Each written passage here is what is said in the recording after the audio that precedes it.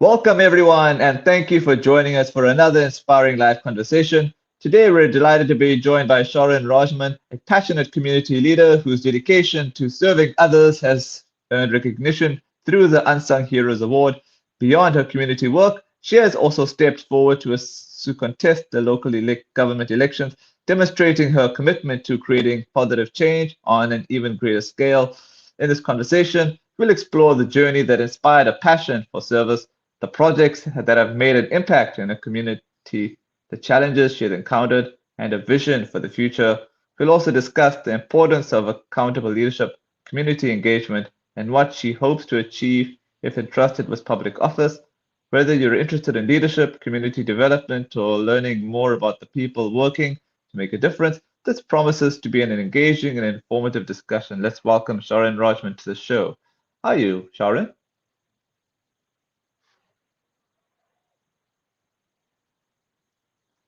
How are you, Sharon? Can you hear me?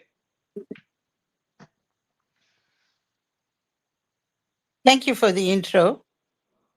You're most welcome. Yeah, I'm just waiting for my questions to unload there. Okay, sorry about that. Cool. Okay. Now that they've loaded, Sharon, I will start with the show. Sharon, congratulations on being associated with the Unsung Heroes Award. What does being recognized as an unsung hero mean to you personally, and what inspired your commitment to serving your community? Thank you. For me, unsung hero is humbling because I never did this work for recognition. It means quiet work, late night calls, and issuing out food parcels, community cleanups, and wherever the need arose. I did a needs assessment in the community, and I would rise up to their call.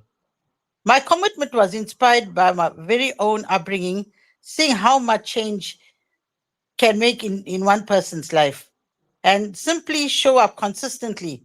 Service is not what I do, it's what I am.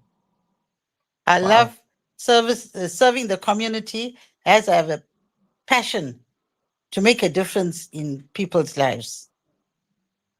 Thank you. Awesome. Every community leader has a defining moment.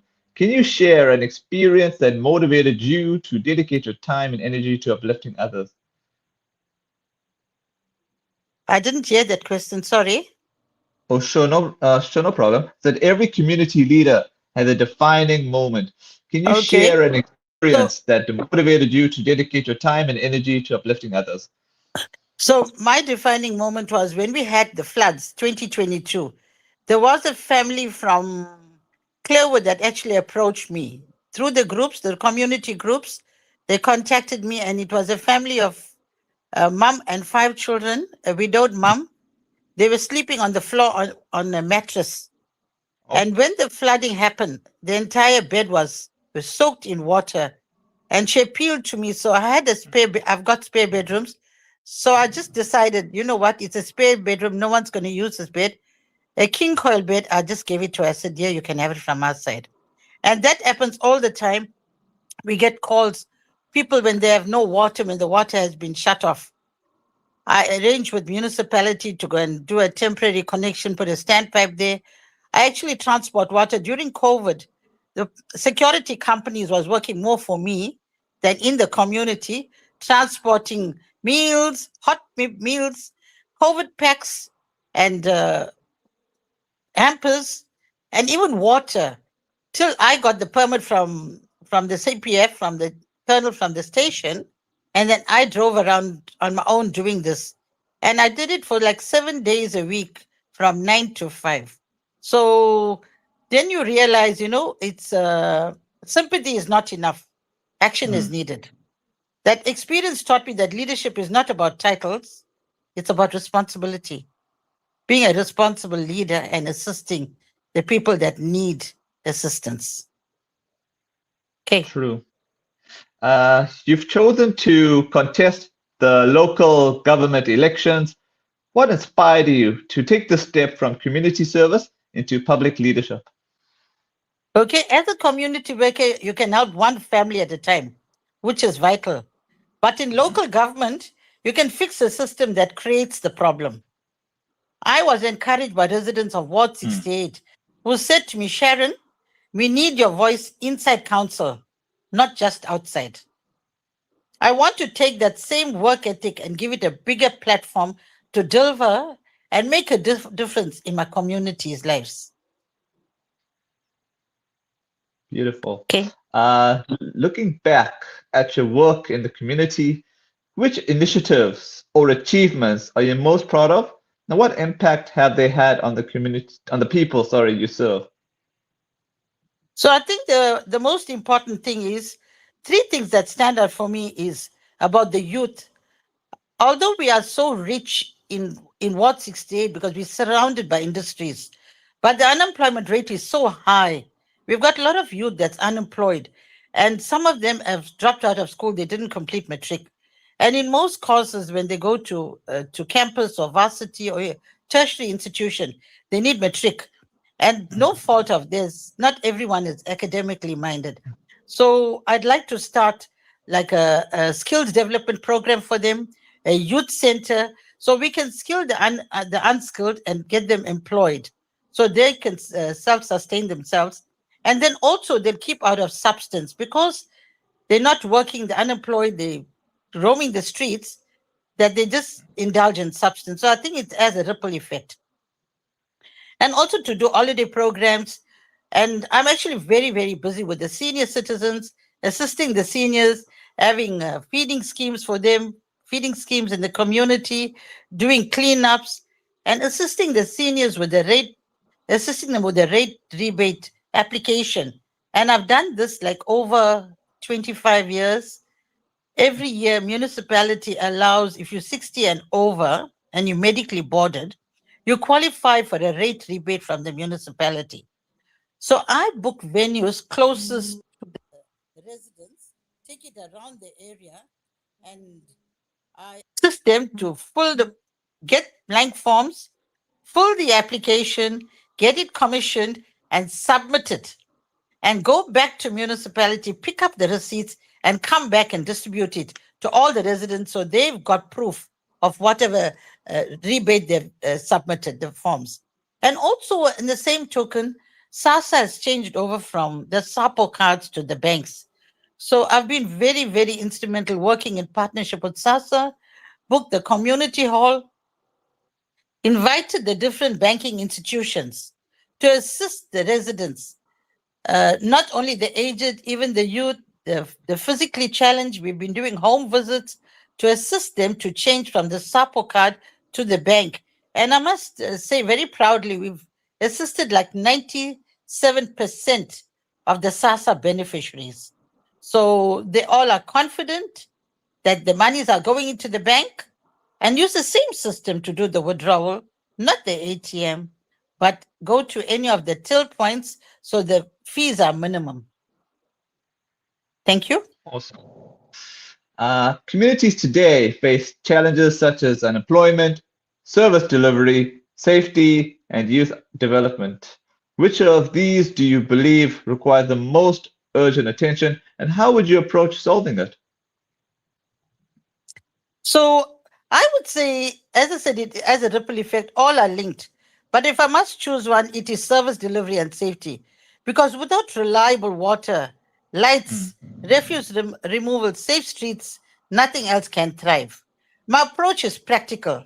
Regular ward walkabouts, a working fault reporting system, partnering with law enforcement and community patrollers, and creating a youth database to link the unemployed youth to the expanded public works program and local opportunities. You solve big problems with consistency and actions. I suppose one at a time we can make a difference in one person's life. That's one that was lost or fallen through the cracks that we try to save. Thank you. Trust in public representatives is something many voters are concerned about. How do you plan to remain transparent, accessible, and accountable to the community if elected? Quite honestly, I think trust is earned, it's not promised. If elected, it will be accessible. Monthly report, no, I don't think it will be monthly because then I'll be lying. I think quarterly report back meetings, We create a Ward 68 WhatsApp group so people can actually access this group and they can log the complaints. And we need to have an open door policy. I will publish what was promised and what was done and what is pending, so people know that the work is being dealt with, and as soon as it's completed, so we can also do follow-ups. I will work for the people, not the other way around. That's Lovely. my promise to the people, a servant of the Uh, people. Lovely. Leadership often comes with criticism and difficult decisions. How have the challenges you faced in community work shaped your leadership style and strengthened your resolve? Okay, community work will stretch you. I'm faced with limited resources, red tape, criticism, but it taught me to listen first, not react. It taught me to be solution focused. My leadership style is consultative but decisive. I will consult the community and I'll have the courage to make difficult decisions for the best interest of the community and the ward. And our ward, Ward 68, it's very unique compared to the other wards because Ward 68 is made up of the Navy, Chinatown, Central, Upper Ridge, Lower Ridge, the Merebank area, and also Osterville. So we've got two unique communities all under one ward, Ward 68. And fortunately, because I've been in the CPF for 18 years, so I worked in Osterville and in Merebank. So I'm quite used to both the wards and both the communities. So I don't think it's going to be so difficult for me because I'm very used to the area and the people in the area. So Awesome. that's a plus for me. Young people often feel disconnected from local government. What message would you like to share with the youth, and how do you plan to encourage them to become active participants in shaping their communities? To the youth, you are not the leaders of tomorrow. You are the leaders of now. Government is not something far away. It's in your street, in your park, in your clinic, in your surrounding. I want to create a Ward 68 youth forum and have skills workshops, sports and art programs and bring council to schools. So your needs and your ideas can be realized. And we need, especially the youth are so techno savvy and they are so good. And we need the youth. But I'm not sure why they are so reluctant to register. So I think it's important if you're 16 years and over, register to vote. Although you can only vote when you're 18, your vote counts. It's your future. It's what you make of your future. So we're appealing to the youth. Come forward and register and vote. It's your democratic right. Thank you. True. If elected, what are the top three priorities you would focus on during your first year in office to create a meaningful and lasting change? I need to be guided about this one. Okay, if elected, my first year will focus on basic service delivery blitz, like fixing light holes, street lights, potholes, water leaks, refuse collection, and the major problem we have in our community is sewer leaks. So I think that's really affects the elderly, the children that live in that home because of the stench. It's also a safety aspect. And I think safety and cleanliness, reviving community structures, street committees, and creating partnership with SAPS, CPF and SAPS, it's very important. Creating partnership with the different security companies. So we have a safe area and we need to claim back our area by keeping it clean, neat, and having regular cleanups and educating the community, educating them about the cleanup and the surrounding, and maybe do the verges and have an incentive. If you got a nice clean verge, you will have a competition, and maybe that will motivate more people to keep the yards and especially the verges and the streets neat. I think that's important. And also to, because I said to you, we are so rich. We've got so many industries. We're surrounded by industries. So we can approach them. Lots of learners are very, very intelligent. They're getting like 7 distinctions and 6 distinctions, but they don't, some of them may not uh, qualify for NSFES. So we can go to the industries and ask them to provide bursaries for these learners so they can further their education. So I think that's the important thing that we also need to focus on. Awesome. Thank you. All right, I'll get to my final question and then I'll get to the comment questions here as well. All right, my final question is finally, for those watching who may still be deciding how to vote, what would you like them to know about who Rajman is, the values you stand for, and why they should place their trust in your leadership? Okay, I am Sharon Rajman, a mother, a neighbor, a community servant. I stand for honesty, hard work, and humanity. I am not promising miracles, but I'm promising presence. I will be on the ground. I will listen. I will work tirelessly for Ward 68. Place your trust in me because my track record is in the community. It's not on a poster. So, and I think um, the Ward 68 community actually know me very well. I've actually assisted nearly someone in their home over the years. And I ran a very, very successful civil engineering business.